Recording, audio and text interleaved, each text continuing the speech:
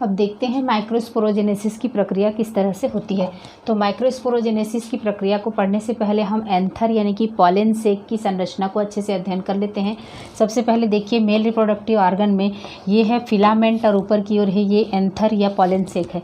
Anther जो है वो 2 लोब का बना होता है और प्रत्येक लोब के भीतर में 2 चैम्बर स्थित होते हैं इस तरह से। तो इन चैम्बर्स को कहा जाता है पॉलन चैम्बर। तो इस हमारे पास अब कितने पॉलन चैम्बर, 1 2 3 4 चैम्बर, प्रत्येक पॉलन सेक में 4 चैम्बर प्राप्त हो जाते हैं। अब इन चैम्बर्स की कोशिकाएं जो होती हैं वो पैरेन्काइमस कोशिकाओं से भरी हुई होती हैं। अब इनमें से ही एक कोशिका, बाहर की कोशिका एपिडर्मिस होती है और भीतर की कोशिका ग्राउंड टिश्यू की होती है। तो भीतर की जो हाइपोडर्मिस की कोशिकाएं होती हैं उसमें से एक कोशिकाएं जो होती हैं वो सक्रिय होकर फूलकर बड़ी हो जाती हैं और वो कहलाती हैं आर्किस्पोरियल सेल। अब यही आर्किस्पोरियल सेल फूलकर बड़ी होकर आर्किस्पोरियल सेल होती हैं जो आगे की ओर समसूत्री विभाजन के द्वारा 2 कोशिकाओं में बढ़ जाती हैं। तो बाहर परिधि की ओर जो कोशिका होती है उसको तो कहते हैं परिधीय कोशिका या पेराइटल सेल, भित्ति कोशिका या पेराइटल सेल, और अंदर की तरफ जो कोशिका बनती है उसको स्पोरोजिनस सेल कहा जाता है। तो पेराइटल सेल जो होता है वो बारंबार विभाजित होकर इसकी भित्तियों का निर्माण करता है और भीतर की जो स्पोरोजिनस कोशिका जो होती है वो स्पोरोजिनस टिश्यू का निर्माण करती है और इसी स्पोरोजिनस टिश्यू से पॉलन ग्रेन का निर्माण या पराग कणों का निर्माण होता है। तो इस तरह से देखिए कि सबसे पहले आर्किस्पोरियल कोशिका 2 भागों में विभाजित होती है समसूत्री विभाजन के द्वारा। पहला सेल पेराइटल सेल जो कि परिधि की ओर होता है और ये भित्तियों का निर्माण करता है, और स्पोरोजिनस टिश्यू जो होता है वो इसमें स्पोरोजिनस सेल जो है वो स्पोरोजिनस टिश्यू का निर्माण करता है। अभी तक ये कोशिकाएं डिप्लॉयड हैं या द्विगुणित हैं। अब देखते हैं कि आगे की ओर इसमें कौन कौन सी भित्ति, पेराइटल कोशिका जो है वो विभाजित होकर 4-5 लेयर की स्तर की कोशिकाएं बनाती हैं। उसमें सबसे बाहरी स्तर की कोशिका, अब बाह्य स्तर तो एपिडर्मिस का है, सबसे बाहर का स्तर एपिडर्मिस का स्थित है। यहाँ पर पॉलन ग्रेन में ही माने एंथर का ही बाह्य स्तर जो है वो एपिडर्मिस का है। अब हाइपोडर्मिस की कोशिकाएं ही विभाजित होकर भित्ति का निर्माण करती हैं। तो हाइपोडर्मिस की आर्किस्पोरियल सेल जो है पेराइटल और स्पोरोजिनस 2 कोशिकाओं का निर्माण किए। तो पेराइटल या भित्तीय कोशिका जो है इन भित्तियों का निर्माण करते हैं और स्पोरोजिनस कोशिका जो है वो स्पोरोजिनस टिश्यू का निर्माण करता है, यानी कि स्पोर का निर्माण करेगा, माइक्रोस्पोर का। तो अब देखिए पेराइटल सेल्स की कोशिकाएं जो है बार बार विभाजित होकर 4 लेयर की बनाती हैं। उसका बाह्य स्तर जो होता है उसमें अल्फा सेलुलोज का जमाव हो जाता है। बाह्य स्तर की कोशिकाओं में अल्फा सेलुलोज का जमाव हो जाने के कारण थोड़ी इस भित्ति जो होती है उसकी मोटी होती है और ये कहलाता है एंडोथीसियम। एपिडर्मिस के जस्ट नीचे एक स्तरीय लेयर होता है कोशिकाओं का, उसको कहते हैं एंडोथीसियम। एंडोथीसियम और सबसे आंतरिक स्तर की जो कोशिका होती हैं वो फूलकर मोटी हो जाती हैं और अधिक उसमें केंद्रक बड़ा होता है, बहुत अधिक होते हैं, केंद्रक भी ज़्यादा, एक से अधिक होते हैं, साइटोप्लाज्म में भी अधिक मात्रा में इकट्ठा हो जाता है, इसको कहते हैं टैपेटम। और बीच की जो 3 लेयर की कोशिकाएं होती हैं, जो पैरेन्काइमस कोशिकाएं होती हैं, पैरेन्काइमा कोशिकाएं होती हैं, इनको कहा जाता है मिडिल लेयर। तो कितने भाग हो गए, सबसे बाहर तो है एपिडर्मिस का है, इसकी भित्ति की संरचना हम बता रहे हैं। सबसे बाहर एपिडर्मिस का लेयर है, बीच में जो एपिडर्मिस के जस्ट नीचे एंडोथीसियम का है जिसमें अल्फा सेलुलोज का जमाव है ना, और उसके बाद 3 लेयर जो है वो मिडिल लेयर की कोशिकाएं हैं, मिडिल लेयर की कोशिकाएं हैं, और चौथा लेयर जो है वो टेपेटम का है। तो ये एक कोशिकीय रक्षात्मक आवरण है एपिडर्मिस। एंडोथीसियम की कोशिकाएं जो होती हैं, एंडोथीसियम की कोशिकाएं स्फुटन में मदद करती हैं, स्फुटन में मदद करती हैं। एंडोथीसियम की कोशिकाएं जब पराग कण बन जाते हैं तब इस पराग कोश को फूटने में या स्फुटन में मदद करती हैं एंडोथीसियम की कोशिकाएं। मिडिल लेयर की कोशिकाओं में क्या है, ये स्टोरेज का काम करती हैं, भोजन को संग्रह करके रखती हैं और विकसित होते हुए पराग कणों को भोजन प्रदान करती हैं और उसकी उपलब्धता को हमेशा बनाए रखती हैं। स्पोरोजिनस, उसके बाद आता है टैपेटम की कोशिका। इसमें देखिए केंद्रक भी बहुत एक से अधिक है, बड़ा भी है, और इसमें साइटोप्लाज्म जो होते हैं वो अधिक मात्रा में स्थित होते हैं। तो इसका विशेष रोल है, ये टैपेटम की कोशिकाएं चारों तरफ स्पोरोजिनस कोशिकाओं को एक तो घेर के रखती हैं, दूसरा इसमें ये इनको पोषण प्रदान करती हैं। इनका और मुख्य कार्य क्या है, ये कैलेज एंजाइम का निर्माण करती हैं, जो कि यहाँ से कैलोज एंजाइम का निर्माण करती हैं, जो कि क्या करते हैं, पॉलन मदर सेल के चारों तरफ जो कैलोस का लेयर होता है उसको तोड़ने का कार्य कौन करता है, यहाँ से जो टैपेटम से कैलेज एंजाइम जो सिक्रीट होता है वही पॉलन मदर सेल के चारों तरफ जो कैलोस का लेयर स्थित होता है उस कैलोस के लेयर को तोड़ने का कार्य करता है। तो एंडोथीसियम का मुख्य कार्य क्या हो गया, एक तो इसको पोषण प्रदान करना और दूसरा कैलेज एंजाइम का स्रवण करना, जो कि स्पोर टेट्राड माइक्रोस्पोर टेट्राड होते हैं वो जुड़े रहते हैं आपस में, उनको अलग करने का कार्य करता है कैलेज एंजाइम। और उसका स्रवण कहाँ से होता है, टैपेटम से। एक और महत्वपूर्ण एंजाइम का स्राव यहाँ से होता है, उसको कहते हैं स्पोरोपोलानिन। स्पोरोपोलानिन जो होता है वो माइक्रोस्पोर यानी कि पॉलन ग्रेन का बाह्य भित्ति का निर्माण करता है। तो यहाँ पर टेपेटम के मुख्य 4 कार्य कौन से हो गए, एक तो पोषण प्रदान करना, स्पोरोजिनस टिश्यू को घेर कर रखना, सुरक्षा प्रदान करना, इसको पोषण प्रदान करना, और साथ ही साथ इसमें कैलेज एंजाइम को स्राव करके ये इस माइक्रोस्पोर टेट्राड को अलग करना, और साथ ही साथ एक और स्पोरोपोलानिन का सिक्रेशन करके उसको बाह्य भित्ति का निर्माण करना। तो ये हो गया टेपेटम का। अंदर की ओर जो स्पोरोजिनस सेल जो होता है वो बारंबार माइटोटिकली डिवाइड होकर पूरे चैम्बर को भर देता है और स्पोरोजिनस टिश्यू कहलाता है। तो ये इस प्रत्येक स्पोरोजिनस टिश्यू जो होता है वो एक माइक्रोस्पोर मदर सेल का निर्माण करने की क्षमता रखता है। तो इसमें से जो एक्टिव स्पोरोजिनस टिश्यू जो होती हैं कुछ एक्टिव हो जाती हैं और माइक्रोस्पोर मदर सेल का निर्माण करती हैं, और कुछ जो होती हैं वो डिज़ोल्व होकर उसके चारों तरफ कैलोस का निर्माण कर देती हैं, एक लेयर का निर्माण कर देती हैं, और उस लेयर को कहा जाता है कैलोस। चारों तरफ जो लेयर मदर सेल में माइक्रोस्पोर मदर सेल के चारों तरफ एक लेयर का निर्माण करती हैं उसको क्या कहते हैं, कैलोस। और वो कैलोस का निर्माण कौन कर रहा है, वे कोशिकाएं, स्पोरोजिनस कोशिकाएं जो कि मृत होकर चारों तरफ एक्टिव या सक्रिय माइक्रोस्पोरोजिनस कोशिकाओं के चारों तरफ घिरकर कैलोस का निर्माण करती हैं। इस तरह से अब प्रत्येक चैम्बर के अंदर में क्या प्राप्त हो गए हैं, माइक्रोस्पोर मदर सेल प्राप्त हो गए हैं। स्पोरोजिनस कोशिका से किसका निर्माण हुआ, माइक्रोस्पोर मदर सेल या माइक्रोस्पोर मदर सेल का निर्माण हुआ। मातृ कोशिका का पॉलन मदर सेल का निर्माण हुआ। चारों तरफ कैलोस का निर्माण हो गया, तो अभी क्या हो गया, पॉलन मदर सेल कह सकते हैं अब इसको। इसके चारों तरफ क्या है, कैलोस का निर्माण है, कैलोस जो पदार्थ से घिरा हुआ है। उसके बाद देखिए प्रत्येक एक कोशिकाएं जो होती हैं वो डिप्लॉयड होती हैं। गुणसूत्रों की संख्या 2 सेट होता है इसमें। अब इसमें आगे की ओर क्या होता है, मियोसिस डिवीज़न होता है। आगे की ओर इसमें क्या होगा, मियोसिस यानी कि अर्धसूत्री कोशिका विभाजन होगा। तो हम जानते हैं कि अर्धसूत्री कोशिका विभाजन में क्या होता है, एक कोशिका से क्या बनता है, गुणसूत्रों की संख्या आधी होती है और 4 कोशिकाओं का निर्माण होता है। तो इस तरह से मियोसिस के फलस्वरूप एक माइक्रोस्पोर पॉलन मदर सेल से 4 हैप्लॉइड जो होते हैं वो हमको माइक्रोस्पोर्स प्राप्त हो जाते हैं। अब ये चारों हैप्लॉइड माइक्रोस्पोर्स जो होते हैं वो इस तरह से प्राप्त होते हैं, 1 2 3, और इसका एक पीछे की ओर इसको कल्पना करते हैं कि पीछे है। तो इस तरह से ये टेट्राहेड्रल अरेंजमेंट में स्थापित हो जाते हैं और इनके चारों तरफ क्या स्थित है, कैलोस। चारों तरफ क्या है इसका लेयर, कैलोस का लेयर है। अब ये बंद है माइक्रोस्पोर मदर से पॉलन मदर सेल जो है वो माइक्रोस्पोर का निर्माण कर चुके हैं जो टेट्राड के रूप में अरेंज हैं और कैलोस के अंदर बंद है, और ये पॉलन चैम्बर के अंदर में ही ये सारी प्रक्रियाएं हो रही हैं। फिर उसके बाद यहाँ पर टैपेटम से कैलेज एंजाइम का सिक्रीशन होगा और ये कैलेज एंजाइम इसकी कैलोस को तोड़ देगा। कैलोस को तोड़ने के कारण फिर इसके बीच बीच में जो कैलेज स्थित है उनको टूटने के कारण ये माइक्रोस्पोर्स जो होते हैं वो चैम्बर में फ्री हो जाते हैं। अब चैम्बर में फ्री हो जाते हैं माइक्रोस्पोर। अब यही माइक्रोस्पोर्स जो होते हैं वो फटकर बाहर निकलते हैं और फिर माइक्रोस्पोर में आगे की ओर क्या होता है, इसमें अनइक्वल माइटोसिस यानी कि असमान समसूत्री विभाजन होता है। यहाँ पर एक केंद्रक और कोशिका है। यही माइक्रोस्पोर जो होते हैं वो आगे की ओर पॉलन ग्रेन यानी कि पराग कणों का विकास करते हैं।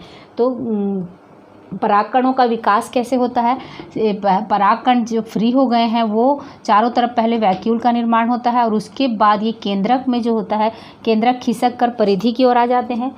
इन माइक्रोस्पोर्स कोशिकाएं जो होती हैं, माइक्रोस्पोर कोशिकाएं जो इस माइक्रोस्पोर के रूप में बदल चुकी हैं, उनका केंद्रक बीच में था। वैक्यूल बन जाने के कारण केंद्रक क्या हो जाता है, पहले परिधि की ओर आ जाता है न्यूक्लियस, और उसके बाद इस न्यूक्लियस में माइटोसिस डिवीज़न होता है। माइटोसिस डिवीज़न के फलस्वरूप क्या होता है, कोशिकाएं दो भागों में बढ़ती हैं बराबर, लेकिन यहाँ पर बराबर ना बढ़कर क्या होता है, स्पिंडल फाइबर्स जो होते हैं वो एसिमेट्रिकल बनते हैं, एक तरफ छोटे और एक तरफ बड़े बनते हैं स्पिंडल फाइबर्स, जिसके कारण कोशिकाएं जो होती हैं वो असमान रूप से विभाजित हो जाती हैं, केंद्रक एक छोटा और एक बड़ा, ठीक है, दो केंद्रक में विभाजित हो जाते हैं। और छोटा जो होता है वो जनरेटिव सेल यानी कि रिप्रोडक्टिव सेल का निर्माण करता है, और बड़ा जो होता है इस तरह से वेजिटेटिव सेल का निर्माण करता है। तो इस तरह से पॉलन ग्रेन में दो सेल बन गए, एक तो कौन सा, जनरेटिव सेल, और दूसरा क्या है, वेजिटेटिव सेल। तो जनरेटिव सेल जो है वो आगे की ओर गैमेट्स के निर्माण में भाग लेते हैं, और ये वेजिटेटिव सेल जो है तो इसको पोषण प्रदान करते हैं, और वेजिटेटिव सेल से ट्यूब का, पॉलन ट्यूब का निर्माण आगे की ओर होगा। तो इस तरह से ये अब कौन सी दो कोशिकाएं प्राप्त हो गई, एक तो जनरेटिव सेल और दूसरा ट्यूब सेल। तो ट्यूब सेल के न्यूक्लियस को ट्यूब न्यूक्लियस कहा जाता है, और ये जनरेटिव सेल के न्यूक्लियस जो है विभाजित होकर दो मेल गैमेट्स का निर्माण करते हैं। तो जनरली पॉलन ग्रेन्स जो होते हैं वो एंथर से यानी कि पराग कोश से ये 2 सेल्ड स्टेज में 60% प्लांट्स में 2 सेल्ड स्टेज में यानी कि 2 कोशिका वाली अवस्था में परागकण जो है वो पॉलन सेक यानी कि इसके कोश से फटकर बाहर निकल कर आ जाते हैं, और स्टिग्मा में माने दूसरे स्त्री जनन अंग के स्टिग्मा यानी कि वर्तिकाग्र में पहुंच जाते हैं। किस अवस्था में, 2 सेल्ड स्टेज में। और वर्तिकाग्र में जब पहुंचते हैं तो वहाँ पर उसमें सुग्राह्यता होती है, और उसमें जैसे ही पहुंचते हैं तब इसके परागकण में अंकुरण चालू हो जाता है, और ये इसमें डिवीज़न भी होता है, और 2 से ये 3 कोशिकीय अवस्था में पहुंच जाते हैं। तो जनरली 60% प्लांट्स जो होते हैं वो 2 सेल्ड स्टेज में झड़ते हैं, और 40% प्लांट्स में जो होते हैं वो 3 सेल्ड स्टेज में झड़ते हैं, ठीक है। तो हमको 2 सेल्ड स्टेज में 60% प्लांट्स में होते हैं। तो इस अवस्था में ये स्टिग्मा तक पहुंच जाता है। ये है परागकण की संरचना। इसमें एक वेजिटेटिव न्यूक्लियस है और एक जनरेटिव न्यूक्लियस है, जिसमें एक छोटी कोशिका और बड़ी कोशिका के भीतर में तैरती रहती है। तो ये हो गया परागकण। परागकण की संरचना को स्पष्ट रूप से देखें बाहर की ओर, इसमें भित्तियों का निर्माण हो जाता है। टैपेटम जो है वो बाहरी स्पोरोपोलेनिन का निर्माण कर देते हैं, और स्पोरोपोलेनिन का निर्माण कर देते हैं बाहरी। इस तरह से कांटेनुमा जो बाहरी कड़ी थिक संरचना होती है परागकण के बाह्य भित्ति एक्साइन कहलाती है, और आंतरिक भित्ति जो होती है वो इंटाइन कहलाती है। एक्साइन जो होती है किसका बनी हुई है, स्पोरोपोलेनिन का बनी है। स्पोरोपोलेनिन का स्राव कहाँ से हो रहा है, टैपेटम से हो रहा है। और भीतरी भित्ति इंटाइन जो है वो सेलुलोज और पैक्टिन की बनी होती है। और भीतर में 2 सेल होती है, एक बड़ी सेल होती है जिसको वेजिटेटिव सेल कहते हैं, और छोटी कोशिकाएं जो होती हैं वो जनरेटिव कोशिकाएं कहलाती हैं। अब एक्साइन में बीच बीच से पतला लेयर होता है, 3 जगहों पर होता है। डाइकॉट्स में ये 3 जगहों पर होते हैं। एक्साइन और इंटाइन के बीच में एक पतला सा छिद्र पाया जाता है, छोटा सा बेलनाकार छिद्र पाया जाता है, और इस छिद्र को कहा जाता है जर्मपोर, जहाँ पर एक्साइन जो होती हैं वो पतली होती हैं और एक छिद्र के रूप में बाहर खुलती हैं एक्साइन और इंटाइन। तो ये जगह जर्मपोर कहलाता है। या तो ये फरों के रूप में पाई जाती हैं या फिर छोटी छिद्र के रूप में पाई जाती हैं। तो ये 3 होती हैं डाइकॉट्स में, और मोनोकॉट्स में केवल एक जर्मपोर क्या होता है, केवल एक छिद्र होता है।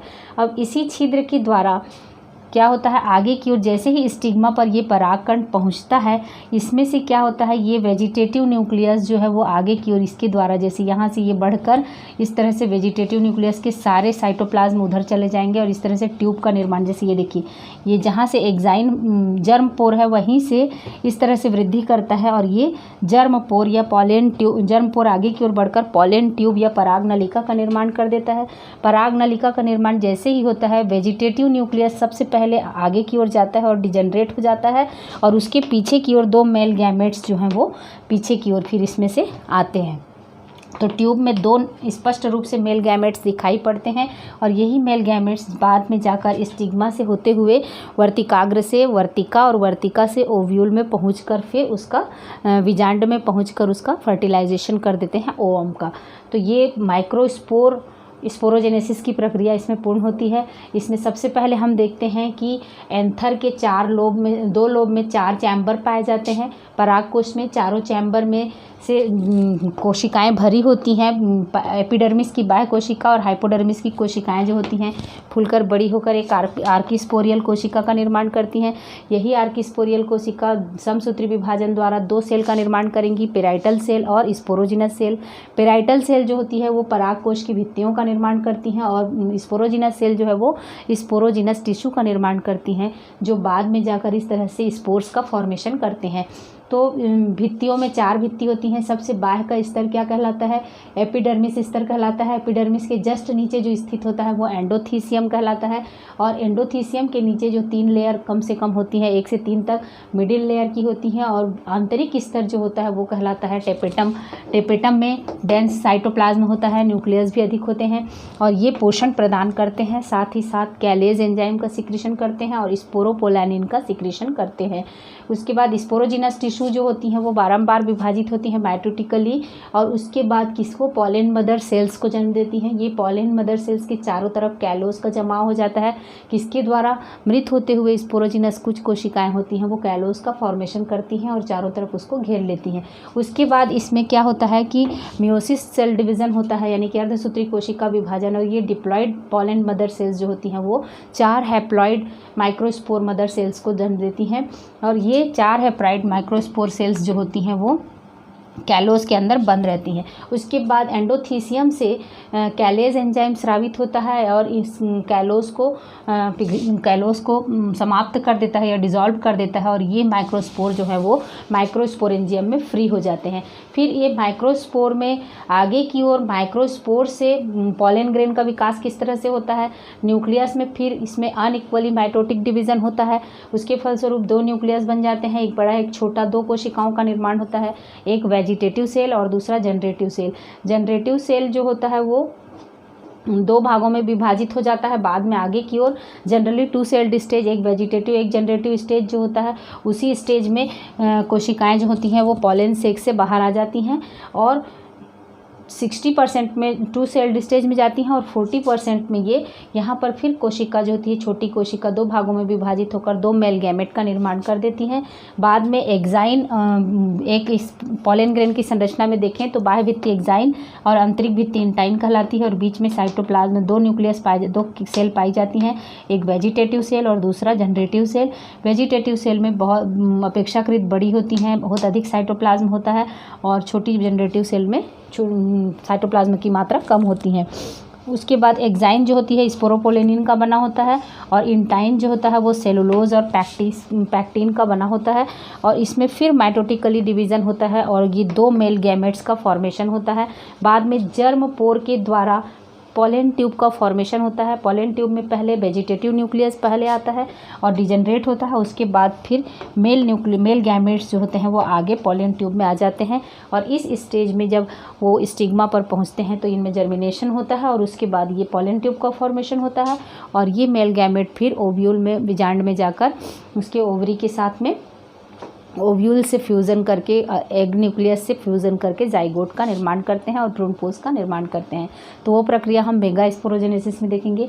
ये हो गया माइक्रो स्पोरोजेनेसिस। एक तो हम पढ़े कि एंथर का विकास और माइक्रोस्पोर का विकास साथ साथ में किस तरह से हुआ, फिर माइक्रोस्पोर से एक पॉलन ग्रेन का निर्माण किस तरह से हुआ और एक पॉलन ग्रेन की संरचना किस तरह से होती है और उसमें फिर जर्मिनेशन कैसे होता है।